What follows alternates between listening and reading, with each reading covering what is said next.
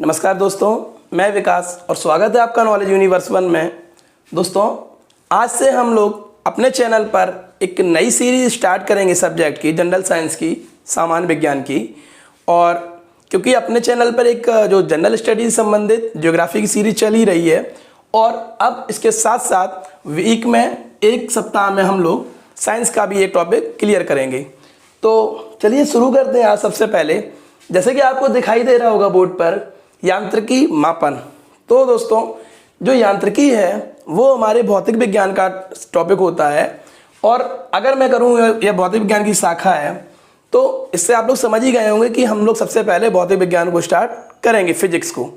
तो उसको स्टार्ट करने से पहले हम कुछ बातों को क्लियर करेंगे। दोस्तों, साइंस विज्ञान क्या है, सबसे पहले हमें यह भी जानना है। कभी कभी पूछ देते हैं विज्ञान क्या है। तो दोस्तों, साइंस अर्थात हिंदी में जिसे हम लोग विज्ञान कहते हैं, विज्ञान और साइंस शब्द की उत्पत्ति लैटिन एक लैंग्वेज थी पुरानी, अभी भी है। लैटिन के जो सेंटिया शब्द है, इसे सेंटिया भी बोलते हैं, सेंटिया शब्द से उत्पत्ति हुई और इस सेंटिया शब्द का अर्थ होता है नॉलेज। क्या होता है? नॉलेज या टू नो। नॉलेज का अर्थ होता है हिंदी में जानकारी और टू नो को हम कह सकते हैं जानना। तो दोस्तों, विज्ञान क्या है? इस भौतिक जगत में जो भी चीजें घटित हो रही हैं उनका एक क्रमबद्ध, ठीक है, तरीके से ज्ञान विज्ञान कहलाता है। तो ये तो था विज्ञान की परिभाषा दोस्तों, जो मैंने क्लियर की है यहाँ पे। अब विज्ञान क्यों क्लियर किया है? जब हम लोग विज्ञान को पढ़ते हैं दोस्तों, तो ये विज्ञान भी दो ब्रांच या दो शाखाओं में बंटती है।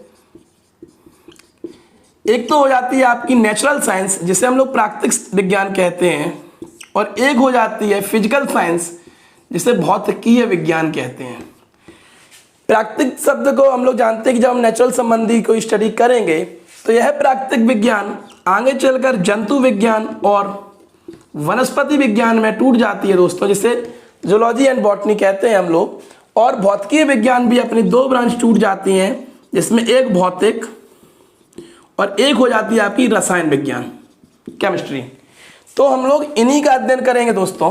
और इन अध्ययन में करने से पहले सबसे पहले हम लोग भौतिक विज्ञान की एक सीरीज स्टार्ट करेंगे और भौतिक विज्ञान का हम लोग अध्ययन करेंगे।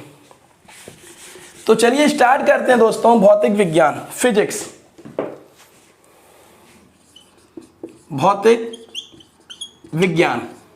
दोस्तों, भौतिक विज्ञान क्या होता है? अगर इसका एक शाब्दिक अर्थ हम बताएं आपको, तो किसी भी द्रव और ऊर्जा या उनकी परस्पर क्रियाओं का जब हम लोग अध्ययन करते हैं तो विज्ञान की वह शाखा भौतिक विज्ञान कहलाती है। और भौतिक विज्ञान को भी क्रमशः 8 वर्ग में बांट देते हैं हम लोग पढ़ने के लिए, जिसमें सबसे पहले एक आता है आपका यांत्रिकी, जिसे मैकेनिक्स बोलते हैं, प्रकाश की, जिसे हम लोग ऑप्टिक्स बोलते हैं, ध्वनि ऑडिस्टिक्स बोलते हैं, फिर ऊष्मा, ठीक है, विद्युत धारा, इलेक्ट्रिसिटी, या विद्युती कर दीजिए उसको, धारा हटा दीजिए, विद्युती कर दीजिए, फिर चुंबकत्व, मैग्नेटिक, फिर जो मॉडर्न साइंस होती है, मॉडर्न फिजिक्स, इसको हम लोग आधुनिक या न्यूक्लियर भी फिजिक्स बोलते हैं, या फिर आप मॉलिक्यूल फिजिक्स भी बोल सकते हैं। आपको आधुनिक एवं परमाणु, आधुनिक एवं परमाणु भौतिकी है।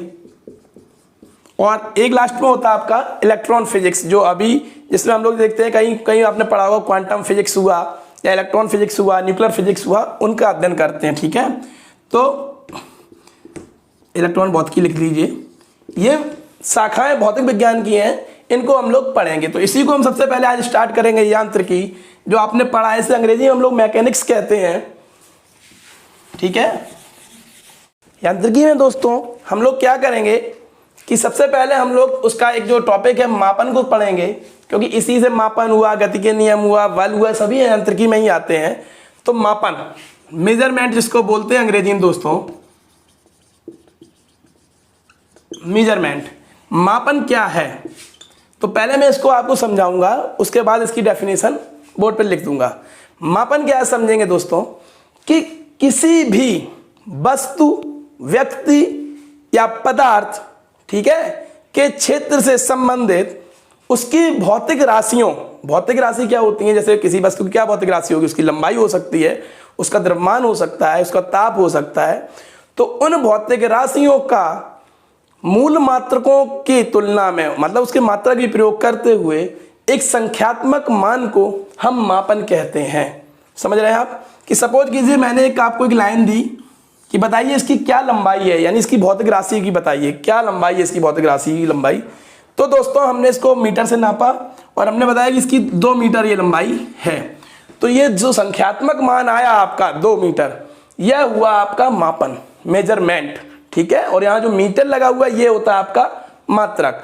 तो मापन आप लोग समझ गए होंगे, मैं एक बार फिर से इसको रिपीट कर। मापन की डेफिनेशन, किसी पदार्थ, वस्तु, व्यक्ति अथवा क्षेत्र से संबंधित विभिन्न भौतिक राशियों जैसे लंबाई, द्रव्यमान, क्षेत्रफल, समथिंग आदि का मानक मात्रकों की तुलना में संख्यात्मक मान प्रदर्शित करना मापन कहलाता है, उसको मापना कहते हैं, ठीक है। अब दोस्तों जैसे मैंने बताया कि भौतिक राशि, नेक्स्ट इसमें हम लोग समझेंगे, मैं बार बार कह रहा हूं कि भौतिक राशि, तो आपके दिमाग में आ रहा होगा आखिर ये भौतिक राशि होती क्या है, ठीक है। तो इसे भी हम लोग समझेंगे, फिजिकल क्वांटिटी या भौतिक राशि क्या होती हैं, ठीक है। तो भौतिक राशि का मतलब दोस्तों कि पदार्थ के वे गुण जो या जिनको मापा जा सके या उनका संख्यात्मक मान भी लिखा जा सके, वह होती है आपकी भौतिक राशि। तो यही डेफिनेशन होगी, आप लोग लिख सकते हैं कि पदार्थ का या पदार्थ के वे गुण जिनको मापा जा सके और संख्यात्मक मान लिखा जा सके, संख्यात्मक मान लिखा जा सके, क्या कहलाती है आपकी फिजिकल क्वांटिटी, भौतिक राशि। उन्हें हम क्या कहते हैं, भौतिक राशि कहते हैं, भौतिक राशि कहलाती हैं। तो दोस्तों ये तो थी आपकी भौतिक राशियां, जो मैं बार बार बात कर रहा था कि भौतिक राशियों को मापा जाता, तो वो भौतिक राशि क्या होती हैं कि पदार्थ के वे गुण जिनको मापा जा सके और संख्यात्मक मान लिखा जा सके, उन्हें हम भौतिक राशि कहते हैं। अब दोस्तों ये भौतिक राशि भी 2 प्रकार से वर्गीकृत होती हैं, या इनको 2 प्रकार से बांटा जाता है। एक तो आप इनको बांट सकते हैं दिशा और परिमाण के आधार पर, और दूसरा होता है मात्रकों के आधार पर, मात्रकों या मापन के आधार पर, ठीक है। तो हम इनको भी जानेंगे दोस्तों। सबसे पहले हम अध्ययन करेंगे दिशा और परिमाण के आधार पर हम भौतिक राशियों को 2 भागों में बांटते हैं, जिसमें पहला होता है आपका अदिश राशि, ठीक है, और दूसरा होता है आपका सदिश राशि। इनको मैं आपको समझाऊंगा, उसके बाद इनकी डेफिनेशन लिखूंगा जिससे आप राइट डाउन कर सकते हैं। तो दोस्तों अदिश राशि, इसे अंग्रेजी में हम लोग स्केलर क्वांटिटी कहते हैं और इसको कहते हैं वेक्टर। दोस्तों अदिश राशि आपको नाम से ही क्लियर होगा कि आ माने नहीं, दिश माने दिशा, कि ऐसी भौतिक राशियां जिनको व्यक्त करने के लिए हमें किसी दिशा की आवश्यकता नहीं होती है, केवल परिमाण की आवश्यकता होती है। परिमाण का मतलब उसका कोई मान, उसका मैग्नीट्यूड, ठीक है। तो उन राशियों को हम अदिश राशि कहते हैं। जैसे मैं आपसे या किसी के पास जाता हूं, मैं कहता हूं भाई 2 किलो मुझे फल दे देना, तो आपको पता है कि जब मैंने 2 किलो फल मांगे तो उसमें मैंने कोई दिशा नहीं मांगी है, अर्थात उसका जो द्रव्यमान मैंने लिया है वो 2 किलो बोल दिया, या 5 मीटर कपड़ा चाहिए तो उसमें कोई दिशा बोल रहे नहीं, केवल परिमाण बोल रहे हैं कि मुझे 5 मीटर चाहिए, ठीक। तो वही हो गई आपकी, वो क्या हुआ, लंबाई हुई। तो लंबाई हुई, द्रव्यमान हुआ, ये सब आपकी क्या है, अदिश राशियां। ताप हुआ कि कमरे का टेम्परेचर 23 या 33 डिग्री सेंटीग्रेड है, तो इसमें कोई दिशा की आवश्यकता नहीं है। ये राशियां क्या कहलाई आपकी, अदिश राशियां। और इनके जब हम लोग सदिश राशि पढ़ते हैं तो इसमें लिखा है सा माने सहित, दिश माने दिशा। ऐसी भौतिक राशियां जिनको व्यक्त करने के लिए हमें दिशा और परिमाण यानी कि जो उसकी डायरेक्शन है और मैग्नीट्यूड है, दोनों की ही हमें आवश्यकता होती है। वो आपकी वेक्टर क्वांटिटी या सदिश राशियां कहलाती हैं। जैसे विस्थापन, ठीक है, हम लोग विस्थापन पढ़ते हैं, वेग पढ़ते हैं दोस्तों, कोणीय वेग, संवेग, बल, ये सब आपके क्या है, सदिश हैं। जैसे मैं कहता हूं कि मैंने इस पे 5 न्यूटन का बल लगाया है, तो सीधी बात है मैंने किस ओर बल लगाया है ना, या तो आगे की ओर पुश किया होगा या पीछे की ओर पुश किया होगा। ऐसे ही कोणीय वेग हुआ, संवेग हुआ, विस्थापन हुआ कि मैं इस दिशा में इतना विस्थापित हुआ या उस दिशा से इधर की ओर विस्थापित हुआ, तो वहां पे दिशा होती हैं। तो ये तो थी आपकी अदिश और सदिश राशियां, वे राशियां जिनमें केवल दिशा की आवश्यकता नहीं होती है, हमें केवल परिमाण ही जरूरत होता है, और वो राशियां जिसमें दोनों की जरूरत होती है वो कहलाती हैं आपकी सदिश राशियां। इनकी मैं डेफिनेशन लिखे दे रहा हूं, आप लोग इसको नोट कर लें अपने नोट्स बनाने के लिए। ये आपका दिशा और परिमाण के द्वारा वर्गीकरण है भौतिक राशियों का, मात्रकों के आधार से मैं अलग करूंगा इसको, ठीक है। तो ये तो डेफिनेशन आप लोग लिख सकते हैं, अदिश राशि और सदिश राशि की दोनों की डेफिनेशन मैंने लिख दी आपके नोट्स के लिए, आप इनको स्क्रीनशॉट ले सकते हैं या एक बार फिर से देख सकते हैं, ठीक है। अदिश राशियां वे भौतिक राशि जिनको व्यक्त करने के लिए परिमाण की आवश्यकता होती है, दिशा की नहीं, और वे भौतिक राशि जिनको व्यक्त करने के लिए दिशा एवं परिमाण दोनों की आवश्यकता होती है, उन्हें हम क्या कहते हैं, सदिश राशि कहते हैं, ठीक है। चलिए आगे बढ़ते हैं हम लोग कि अब ये तो वर्गीकरण जो राशियों का था, भौतिक राशियों का, वह आपका दिशा और परिमाण के आधार पर था, लेकिन यदि हम लोग मापन और मात्रका के आधार पर करें तो इनका वर्गीकरण करें तो ये 3 भागों में बंटती हैं दोस्तों। पहली होती है आपकी मूल राशि, मूल राशियां जिन्हें बोलते हैं, ठीक है। दूसरी होती है आपकी व्युत्पन्न राशियां, और तीसरी होती है दोस्तों आपकी पूरक राशियां। तो दोस्तों सबसे पहले हम लोग समझेंगे मूल राशि क्या होता है। वे भौतिक राशियां जिनको व्यक्त करने के लिए किसी भी अन्य भौतिक राशि की आवश्यकता नहीं होती है, ठीक है। ये पूर्णतः अपने आप में स्वतंत्र होती हैं।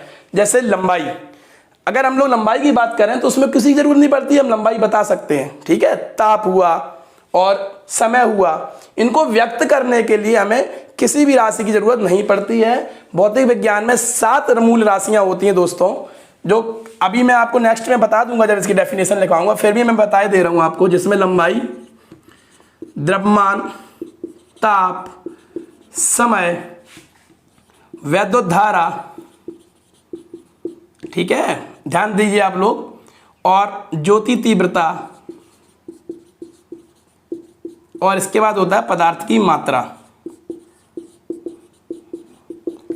ठीक है। तो ये 7 राशियां होती हैं दोस्तों, ये आपकी मूल राशियां होती हैं और इनको व्यक्त करने के लिए किसी की भी आवश्यकता नहीं होती है।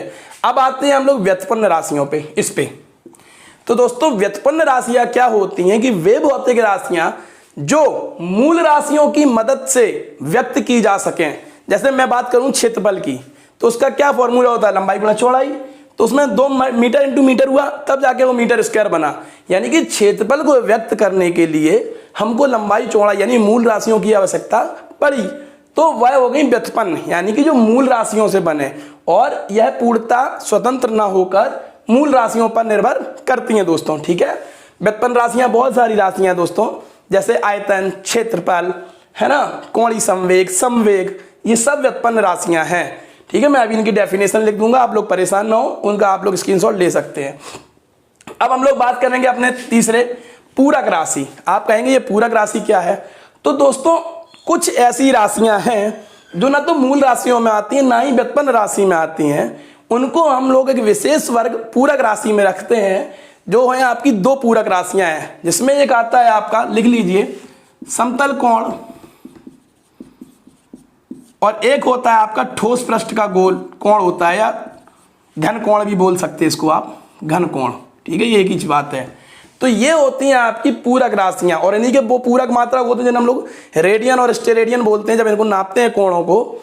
तो दोस्तों ये तो थी भौतिक राशियां, मात्रकों के आधार पर जब हम इनका वर्गीकरण करते हैं, तो मूल राशि, व्युत्पन्न राशि और पूरक राशि। चलिए इनकी मैं डेफिनेशन लिखे दे रहा हूं, आप लोग इनको राइट डाउन कर लीजिए, जिससे आपको नोट्स बनाने या समझने में ज़्यादा दिक्कत नहीं होगी।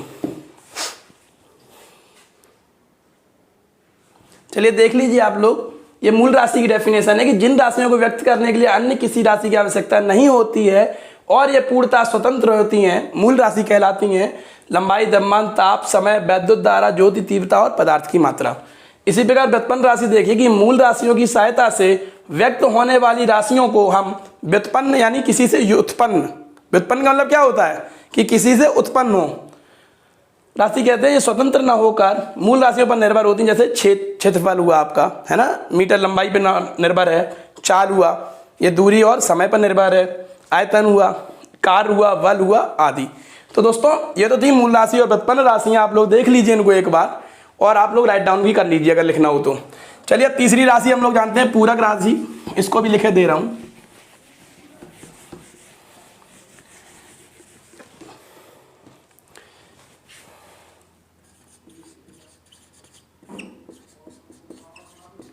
पूरक राशि, ठीक है। तो मैंने आपको बताया कि वे राशियां जो ना तो मूल राशि होती है ना ही व्युत्पन्न राशि होती हैं। उनमें कौन से हैं, जैसे समतल का कोण, समतल कोण, इसे हम लोग प्लेन एंगल बोलते हैं अंग्रेजी में, प्लेन एंगल। और दूसरी कौन सी होती है आपकी, जिसे ठोस कोण या घन कोण भी कहते हैं दोस्तों। जैसे किसी ठोस गोले के पृष्ठीय कोण जब हम लोग निकालते हैं तो वहां पे हमें इसकी आवश्यकता होती है, इसे हम लोग क्यूब एंगल बोलते हैं, ठीक है। तो ये है आपकी पूरक राशियां।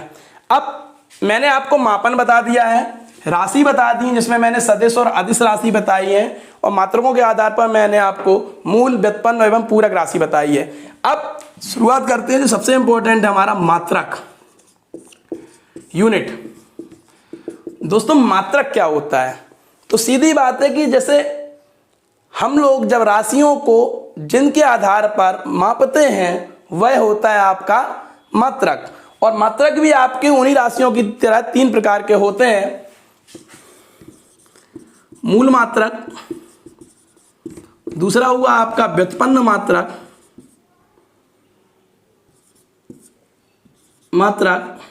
और तीसरा पूरक मात्रक। मैं इनकी डेफिनेशन नहीं लिखूंगा, आपको समझाए दे रहा हूं, आपको अच्छे समझ में आ जाएगा। वे मात्रक जो मूल राशियों को मापने के लिए प्रयोग होते हैं और पूर्ण रूप से स्वतंत्र होते हैं, मूल मात्रक कहलाते हैं। जैसे जब हम लंबाई को नापते हैं दोस्तों तो मीटर हो गया, है ना, द्रव्यमान को नापते हैं तो किलोग्राम हो गया। ये जो है मैं भी इनको आगे सब अच्छे समझाऊंगा आपको, ये होते हैं आपके मात्रक। अब व्युत्पन्न मात्रक की जब हम लोग बात करते हैं तो वे मात्रक जो मूल मात्रकों की सहायता से उत्पन्न होते हैं या बनाए जाते हैं व्युत्पन्न मात्रक कहलाते हैं। जैसे समझ करिए हमें आपको बल का बनाना है, ठीक है। बल F बराबर है, हमें पता है कि द्रव्यमान गुणा त्वरण होता है, और द्रव्यमान का क्या होता है, किलोग्राम हो गया, और त्वरण का क्या हो गया, मीटर प्रति सेकंड स्क्वायर। तो ये आपका एक नया उत्पन्न हो गया मात्रक, किलोग्राम मीटर प्रति सेकंड स्क्वायर। इसको हम लोग न्यूटन भी कहते हैं दोस्तों। तो यह क्या है, न्यूटन एक व्युत्पन्न मात्रक हो गया, यानी इससे उत्पन्न हो गया। यहाँ किलोग्राम लिया, मीटर लिया, समय का सेकंड लिया, तब जाके हमने एक न्यूटन बना पाया। इसी तरह जब पूरक मात्रक की बात करते हैं तो समतल एंगल होता है, उसे हम लोग रेडियन में नापते हैं दोस्तों, याद कर लीजिए आप, एक ये है। और जो घनकोण का था उसे स्टेरेडियन में नापते हैं। बस ये दो ही हैं। तो ये तो थे आपके मात्रक, जिसमें 7 मूल मात्रक हैं आपके। मैं अभी आपको लिखूंगा एक टेबल, अभी बिल्कुल साफ साफ नेक्स्ट लिखे दे रहा हूँ इसके बाद ही। और व्युत्पन्न मात्रक की भी मैं लिख दूंगा आपको, काफी सारे व्युत्पन्न मात्रक होते हैं भौतिक विज्ञान में, और उनके जो प्रमुख व्युत्पन्न मात्रक होंगे मैं लिख दूंगा। और पूरक मात्रक आपके दो ही होते हैं, रेडियन एंड स्टेरेडियन। चलिए अब हम लोग बात करेंगे कि मूल राशि और मूल मात्रक। दोस्तों जैसे मैंने मापन बताया, मात्रक भी बताया, तो मापन आखिर कोई चीज हम लोग जो नापते हैं वो किस पद्धति के अनुसार नापते हैं, या कौन सी ऐसी प्रणाली को फॉलो कर रहे हैं हम लोग जो उसको यूज करते हैं। तो जब मापन पद्धति की बात आई भौतिक विज्ञान में, तो हम लोग 4 प्रकार की पद्धति का प्रयोग करते हैं दोस्तों, जिसमें सबसे पहली है आपकी CGS, सेकेंड इज, मैं इनको आप अच्छे से लिख दूंगा, आप परेशान ना हो, नोट्स बहुत अच्छा बनेगा इसका। तीसरा है MKS, और चौथा है SI। अब आप कहोगे ये क्या है, चलिए समझते हैं दोस्तों। सबसे पहले बात अगर करें हम CGS की, तो सी का मतलब हुआ सेंटीमीटर, जी का मतलब ग्राम और एस का मतलब सेकंड। यानी कि ऐसी पद्धति जिसमें हम लंबाई को सेंटीमीटर में और द्रव्यमान को ग्राम में और समय को सेकंड में नापते हैं, वह आपकी सीजीएस पद्धति कहलाती है दोस्तों, सीजीएस। और इसको हम लोग फ्रेंच या मीट्रिक प्रणाली भी कहते हैं। अब आगे आते हैं हम लोग एफपीएस में, जहां पर हम लोग लंबाई को फुट में, द्रव्यमान को पाउंड में और एस फॉर सेकंड, समय को सेकंड में नापते हैं, यानी फुट पाउंड सिस्टम ऐसे बोल सकते हो, सेकंड वैसे होता है, ठीक है। तो यह होती है आपकी, इसे हम लोग ब्रिटिश प्रणाली भी कहते हैं, ठीक है, फुट पाउंड सिस्टम को, सेकंड को। अब आती है आपकी एमकेएस। एम का मतलब हो गया लंबाई को मीटर में, के का मतलब किलोग्राम, वजन वेट को, उसको द्रव्यमान को, और सेकंड को एस से। तो दोस्तों ये हो गया आपकी मीटर किलोग्राम सेकंड, ये हो गई आपकी फुट पाउंड सेकंड, यह हो गया आपकी सेंटीमीटर ग्राम सेकंड। ये 3 पद्धतियां थीं, किंतु सन 1960 में अंतर्राष्ट्रीय मापतौल जो अधिवेशन में हमने एसआई सिस्टम को, यानी कि सिस्टम इंटरनेशनल, इसका फुल फॉर्म हुआ, को स्वीकार किया गया। और यह पद्धति जो आपकी है, जो लास्ट है अभी जो रिसेंटली चल रही है अपनी, वह एमकेसी पद्धति का एक शुद्ध या स्वच्छ अच्छा सा रूप है, ठीक है दोस्तों। तो हम लोग इसे समझेंगे, इसे क्या कहते हैं हम लोग,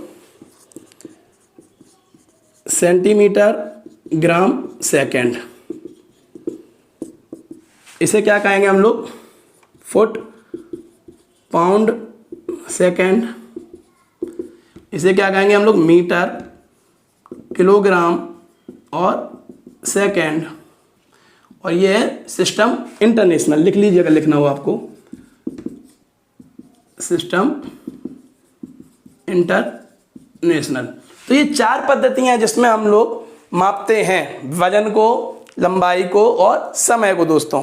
तो आप लोगों को अगर समझ में ना आया हो तो मैं लिख दूं, अगर समझ गए हो तो फिर इसकी ज़्यादा ज़रूरत नहीं है, क्योंकि बस इतना ही है, ठीक है। इसको हम लोग क्या बोलते हैं, मैंने बताया था, इसको हम लोग फ्रेंच या मीट्रिक प्रणाली भी बोलते हैं, इसको हम लोग ब्रिटिश प्रणाली बोलते हैं दोस्तों। और ये एमकेएस और एसआई जो वर्तमान में हैं, चल रही हैं, ठीक है। तो चलिए आगे बढ़ते, ये तो थी आपकी मापने की पद्धति कि हम लोग किसी भी चीज़ का पैमाना कैसे मानते हैं। अब दोस्तों जाने मैंने मूल राशि और मूल मात्रा की बात करी थी, तो मैं बता दूं एमकेएस पद्धति या सिस्टम इंटरनेशनल एसआई पद्धति जो आपकी वर्तमान में है, उनमें 7 मूल भौतिक राशियां हैं और उनके 7 मूल मात्रक हैं। लिख लीजिए आप लोग। जब हम लोग लंबाई की बात करते हैं दोस्तों, पहली, दूसरी, तीसरी, चौथी, पांचवी, छठवीं और सातवीं, 7 बताई थी ना मैंने। तो लंबाई को एसआई पद्धति यहां लिख दे रहा हूं मैं, एसआई में है ये, मीटर में नापते हैं हम लोग। किस में नापते हैं, मीटर में। फिर जब द्रव्यमान की बात आती है, इसको हम लोग किलोग्राम में लेते हैं दोस्तों। फिर समय आपका सेकंड में नापा जाता है दोस्तों, मूल मात्रक है ये समय का, सेकंड। फिर ताप आएगा, ठीक। यहां पे आप लोग देखेंगे ताप को आप लोग सेंटीग्रेड या फ़ारेनहाइट नहीं नापेंगे, ठीक है। जो इसका मूल मात्रक होता है वह आपका केल्विन होता है। क्या होता है, केल्विन। क्या होता है इसका भी मैं बता दूं दोस्तों, अगर आप लोगों के दिमाग में आ रहा होगा कि ये क्यों मानते हैं। तो अगर मैं मीटर की बात करूं तो 1 मानक मीटर वह दूरी है जो निर्वात में प्रकाश के द्वारा 1 सेकंड में 1/4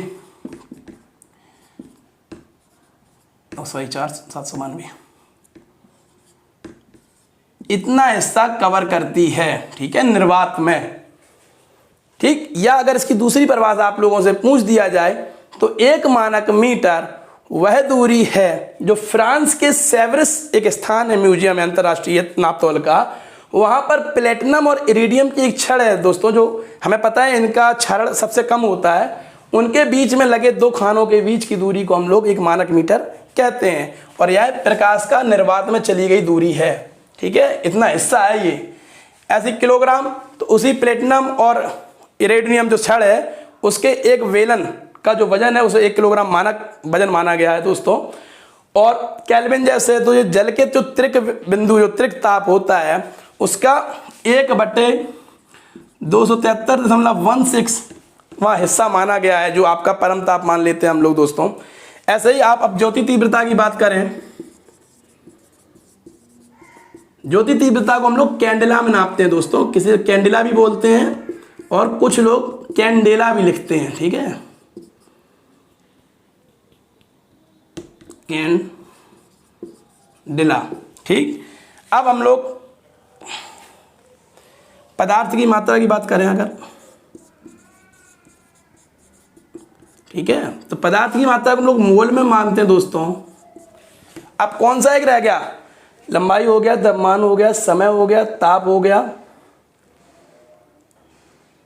6 हो गया ना, 7वां, अरे भगवान। अभी पहले मैं मोल और बता दूंगा आपको, मोल क्या होता है दोस्तों। मोल होता है दोस्तों कि पदार्थ के वो अवयवी तत्व, जैसे परमाणु, अणु या और भी उसमें होते हैं, उनका 6.023 × 10⁻23 भाग, इसे हम लोग एवोगाड्रो संख्या भी कहते हैं। कभी कभी कोई पूछ दे कि एवोगाड्रो संख्या क्या होती है, तो वह यह होती है दोस्तों, ठीक है। और मोल इसका पदार्थ की मात्रा, पदार्थ की मात्रा का क्या है, मूल मात्रक है दोस्तों, ठीक है। और अब शुरू से फिर से देखते हैं, लंबाई का मीटर, द्रव्यमान यानी जो हम लोग वजन एमकेएस में चलता है, द्रव्यमान का किलोग्राम, समय का सेकंड, ताप का केल्विन, ज्योति तीव्रता का कैंडेला और पदार्थ की मात्रा का मोल हो गया दोस्तों। और एक भौतिक राशि बचती है जो आपकी होती है वैद्युत धारा, जो मैंने बताई थी पीछे, इसका हम लोग एम्पियर में नापते हैं दोस्तों। किस में नापते हैं, एम्पियर। और अगर हम ये बताएं कि 1 एम्पियर मानक समय क्या होता है दोस्तों, तो निर्वात में 1 मीटर दूरी पे रखे हुए 2 पतले तारों पर जब हम एक समान ताप निर्गत करते हैं दोस्तों, तो इन तारों के बीच में 2 × 10⁷ न्यूटन का एक आकर्षण बल लगने लगता है। उसको हम, उस धारा को कहते हैं 1 एम्पियर, ठीक है। ये मानक स्टैंडर्ड है, इनकी कोई इतनी आवश्यकता नहीं है। आप लोगों को केवल यह पढ़ना है दोस्तों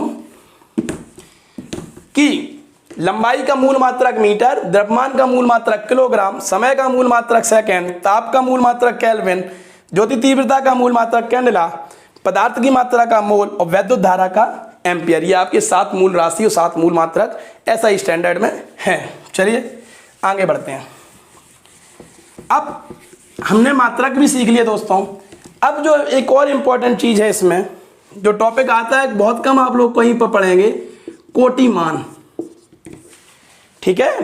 तो कोटिमान क्या होता है दोस्तों, भौतिक विज्ञान में किसी भी चीज या किसी भी द्रव के परिमाण को जब हम उसके निकटतम 10 की घात में लिख देते हैं दोस्तों, उसे हम उसका कोटिमान कहते हैं। सपोज करिए मैंने एक संख्या आपको दी 394, और अगर इसको मैं 10 की घात में लिखता हूं, यहां दशमलव लगाया और 10⁻3, हम लोग लिख सकते हैं ना इसको, 3 स्थान दशमलव इधर आया तो 10⁻3, तो ये हो गया आपका कोटिमान। क्या हुआ, कोटिमान। और फिजिक्स में 10 की घातों का बहुत महत्व है, क्योंकि हम लोग आगे पढ़ेंगे जब भी कोई चीज को, जैसे हम लोग पढ़ते हैं, आपने देखा होगा last year UP super TET में आया था कि 1 माइक्रोन किसके बराबर होता है, माइक्रो या म्यू, तो क्या होता है 10⁻⁶। तो यही चीजों को हम लोग 10 की घातों का अध्ययन करेंगे कोटिमान के द्वारा। लिख लीजिए 10 की घातों का अध्ययन। दोस्तों ये 10 की घातें, इनके एक विशेष नाम भी होते हैं जो आपको याद करना है। मैं यहाँ पे राइट डाउन कर दे रहा हूँ और आपको उनको नोट्स में भी लिखना है और समझना भी है, ठीक है। चलिए 10 की घातों को लिखता हूँ, ऊपर से चल रहा हूँ मैं, ठीक है, यहाँ से इनके नाम लिख दूंगा अभी।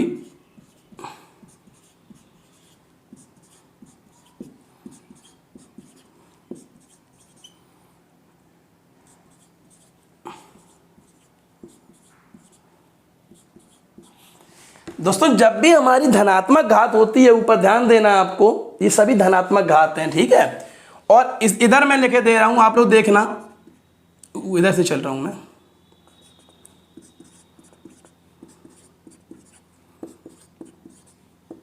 4 हटा लीजिए, कोई ज़रूरत नहीं पड़ता इतना। 10 पे घात 6 ज़्यादा पूछा जाता है।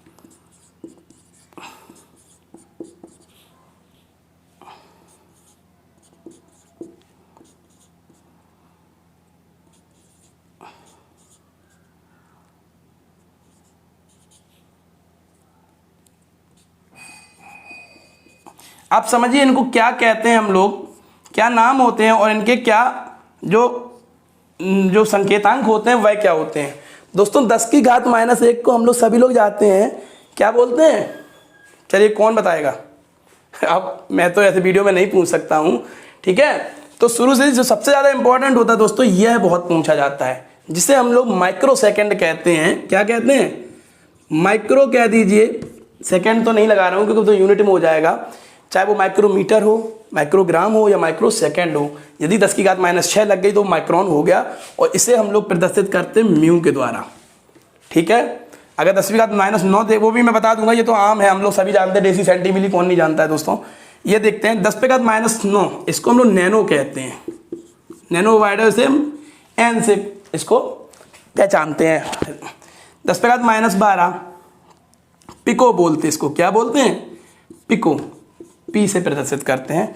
10 पे घात -15 इसको हम लोग फेम्टा या फर्मी, दो नाम से बोलते हैं दोस्तों, फेम्टा या फर्मी भी बोलते हैं, ठीक है। और इसे एफ से प्रदर्शित कर देते हैं।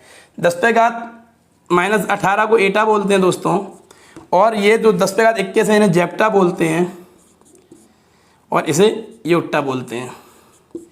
तो दोस्तों ये तो इनको प्रदर्शित ए से करते हैं, इसे जेड से करते हैं और इसे वाई से करते हैं, ठीक। अब आ जाइए 10 पे घात -3, क्या हुआ? नहीं आ रहा? मिलीमीटर होता है, लिख लीजिए तो लिख लीजिए, नहीं तो कोई जरूरत नहीं। ये आपका सेंटीमीटर हो गया है, ठीक है, और 10 पे घात डेसी सेंटीमीटर हो गया, ठीक। तो दोस्तों ये जो ज़्यादातर इंपॉर्टेंट हैं वो ये हैं आपके दो, ये ज़्यादातर परीक्षाओं में पूछे जाते हैं। अब ये तो थे जब हमें ऊपर नेगेटिव घात होती है, यानी जो मीटर से छोटे होते हैं, जब हम सूक्ष्म नाप की ओर बढ़ते हैं, छोटे छोटे छोटे छोटे छोटे, ठीक है। तो ये तो होते हैं सूक्ष्म गिनती। अगर हम ऊपर बढ़ते हैं, जब हम लोग ऊपर के लिए बढ़ते हैं बड़ी नाप के लिए, तो ये डेका, हेक्टा, सबको ही पता है ना, पढ़ते थे छोटे में, किलो, हेक्टो, डेका, ग्राम, डेसी, सेंटी, मिलीग्राम, इसी प्रकार से गाते थे हम लोग। ये किलोग्राम, ठीक है। और छोड़िए, ऐसे नहीं, आप किलो, हेक्टो, डेका ना रखिए, चलिए यही लिख दिया। हेक्टा को एस से प्रदर्शित करते हैं, डेका को डीसी से करते हैं, डीए लगा देते हैं कभी, किलो को के से करते हैं दोस्तों। 10 पे घात 6, यहाँ पे 10 पे घात -6 को हम लोगों ने माइक्रो बोला था। क्या बोला था? माइक्रो। तो यहाँ 10 पे घात जो 6 पॉजिटिव होगा उसे बोलते हैं हम लोग मेगा। क्या बोलते हैं? मेगा। इसे एम से, कैपिटल एम से प्रदर्शित करते हैं दोस्तों। फिर आता है आपका 10 पे घात 9, इसे बोलते हैं हम लोग गीगा, ठीक है, गीगा। और फिर 10 पे घात ये आपका जो आया है इसे बोलते हैं टेरा। क्या बोलते हैं? टेरा। 10 पे घात 12 को टेरा बोलते हैं। ये आपका योप्टा हो गया, ये जेप्टा हो गया, ठीक है, इसे हम लोग एक्सा बोलते हैं और ई से प्रदर्शित करते हैं। और ये आपका हो गया पेंटा। तो दोस्तों ये तो थी आपकी जो 10 की घातें होती हैं, हमें ये समझना है और ये बहुत ही ज़रूरी होती है दोस्तों, ठीक है। एक बार नज़र कर लीजिए और लिख लीजिए इनको अगर राइट डाउन करना है। अब दोस्तों मैंने यहाँ पे कुछ एमकेएस पद्धति में जो हम लोग द्रव्यमान, लंबाई, समय नापते हैं, उनके मैंने वह मात्रक लिखे हैं जो हम लोग वर्तमान समय में प्रयोग करते हैं, हमारे सामने कभी कभी आ जाते हैं। सबसे पहले इस तरह से हम बात करेंगे द्रव्यमान का, कि कभी कभी क्विंटल में बात होती है, तो 1 क्विंटल बराबर होता है आपका 10 पे घात 2 किलोग्राम, यानी 100 किलोग्राम। टन की बात होती है, 1 मीट्रिक टन बराबर 10 पे घात 3 किलोग्राम। पाउंड, पाउंड आपका आधे किलो से भी कम होता है थोड़ा, 0.453 जो है 7 तक किलोग्राम मैंने लिखा है, हटा दीजिए यहाँ पे, ठीक है। फिर सबसे इंपॉर्टेंट जो आजकल चल रहा है दोस्तों, इसे समझिए, एक चंद्रशेखर सीमा। सीमा से आप लोग दूरी का अंदाजा मत लगा लेना, यह द्रव्यमान का मात्रक होता है 1.4 × 10 पे घात 30। और आपको पता होगा कि 10 पे घात 30 क्या है, ये सूर्य का द्रव्यमान भी माना गया है, ठीक है, सूर्य का द्रव्यमान। तो एक चंद्रशेखर सीमा बराबर 1.4 × 10 पे घात 30। उसका अगर माइक्रोग्राम मैंने बताया था बहुत इंपॉर्टेंट रहता है 10⁻⁻6 ग्राम, लेकिन अगर हम किलोग्राम पीछे लिख देते तो -3 और बढ़ जाता है, तो 10⁻⁹ किलोग्राम।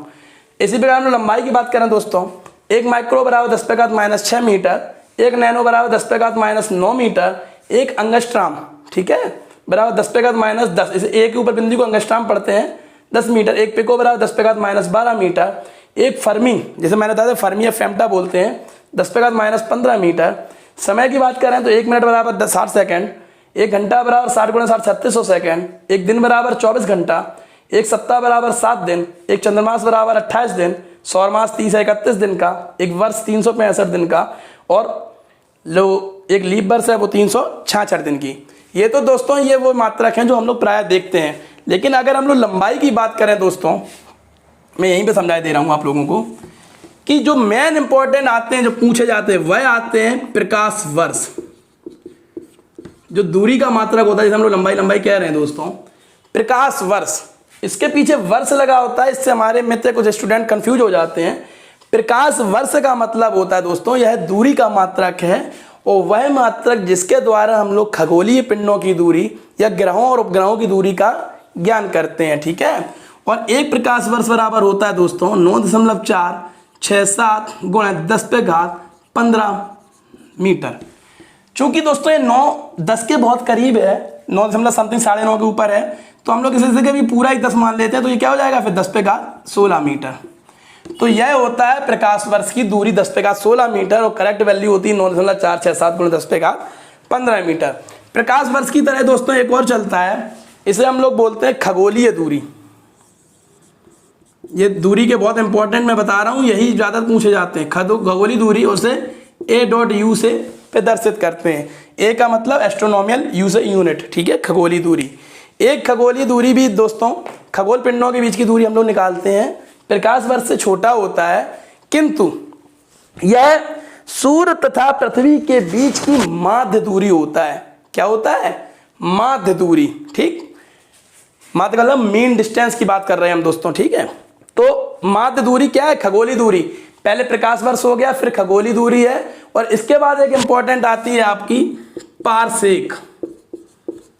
तो दोस्तों पारसेक और पास्कल, इन्हें बहुत कंफ्यूज करके पूछा जाता है। पारसेक दूरी का मात्रक है, जबकि पास्कल दाब का मात्रक है, ठीक है। एक पारसेक भी बहुत ज्यादा दूरियों के लिए नापा जाता है दोस्तों। यह प्रकाश वर्ष का सबसे बड़ा यूनिट यही होता है दूरी का, और इसका मान होता है 3.62 प्रकाश वर्ष, ठीक है। अगर कभी कभी उसमें आता है 3.08 × 10⁻16, क्योंकि प्रकाश वर्ष को हम लोग 10⁻16 लिख देते हैं मीटर।